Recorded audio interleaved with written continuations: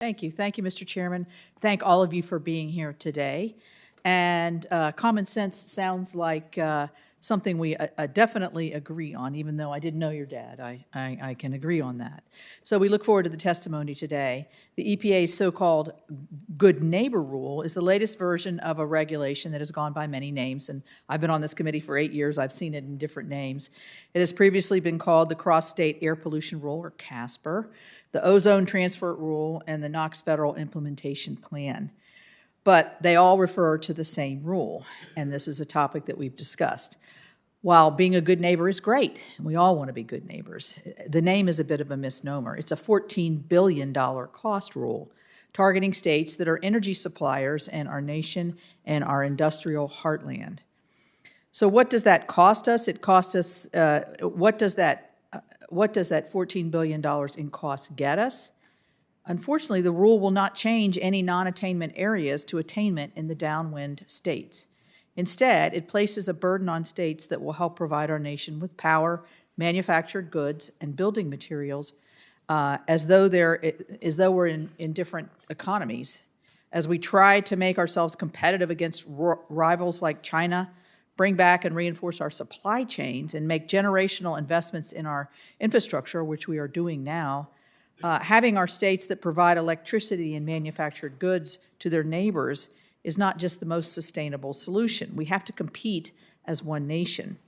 Requirements for the use of American iron, steel, and other materials in the bipartisan infrastructure package are directly undercut by this new iteration of the cross-state air pollution rules that for the first time target those domestic industries and their significantly unionized workforce. And I'd like to ask unanimous consent to put a letter from the United Steelworkers expressing great concern about this rule.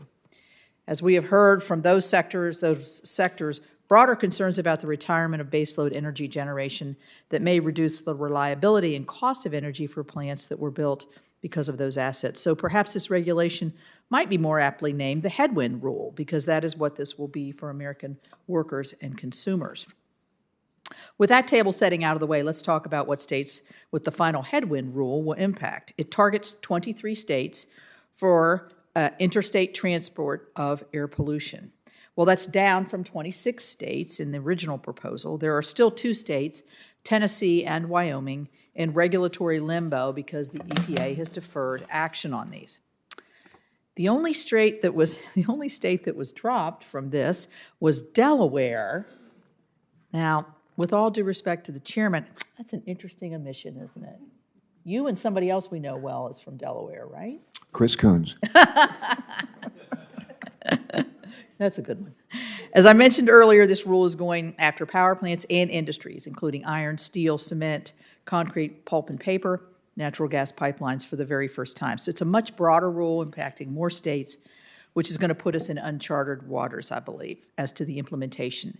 And the process EPA undertook to develop this rule and the way in which the agency went about denying state implementation plans, which I just talked about, cuts against the congressional intent in the Clean Air Act's cooperative federalism approach.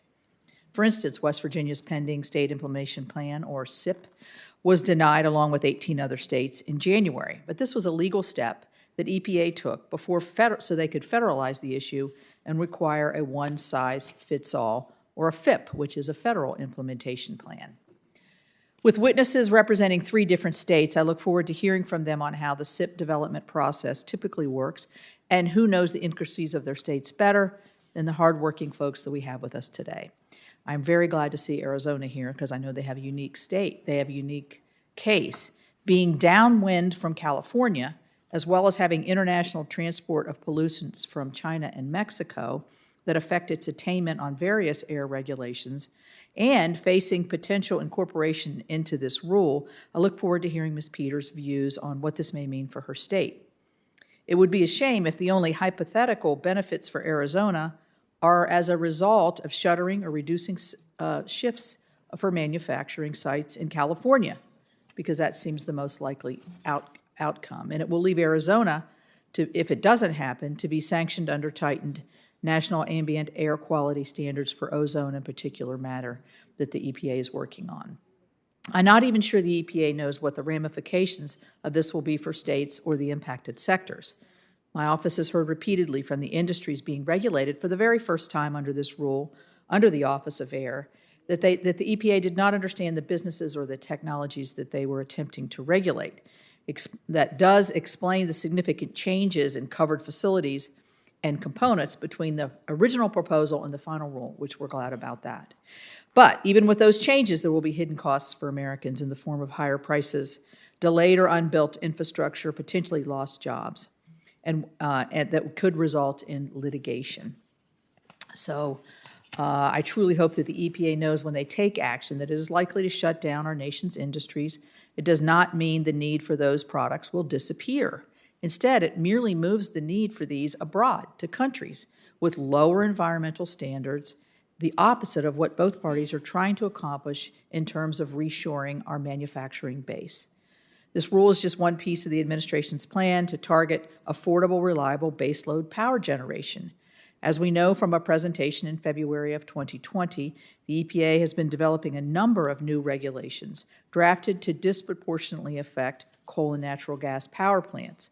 The Wall Street Journal editorial board wrote about how these policies, like the ozone transport rule that we are talking about today, are driving power plant retirements and how those plants are shutting down without adequate replacement capacity for the grid. As the Wall Street Journal observed, quote, the steep cost of complying with the EPA regulations, including a proposed good neighbor rule that is expected to be finalized next month, will force about 10,500 megawatts of fossil fuel generation to shut down. And now this rule that has been finalized, it is actually projected that it will shutter 14,000 megawatts. In comments to the so-called good neighbor proposal, MISO, which is the Mid-Continent Independent System Operator, stated that the proposal creates significant concerns about MISO's ability to maintain electric reliability. PJM, which covers my state and several other states represented, is also ringing the alarm about the effects that retirements will have, and explains that most upcoming power plant retirements are policy-driven. The cooperative federalism model under the Clean Air Act has resulted in significant reduction in air pollution over these 5 decades. More can be achieved in the years to come through coordination between the states and the federal government, and something I expect to hear from our state witnesses today. But imposing a federal plan on half the states does nothing to support that spirit of collaboration and will only, I think, harm our national economy. So thank you for holding this hearing, Chairman Carper, and I look forward to the witnesses. Good.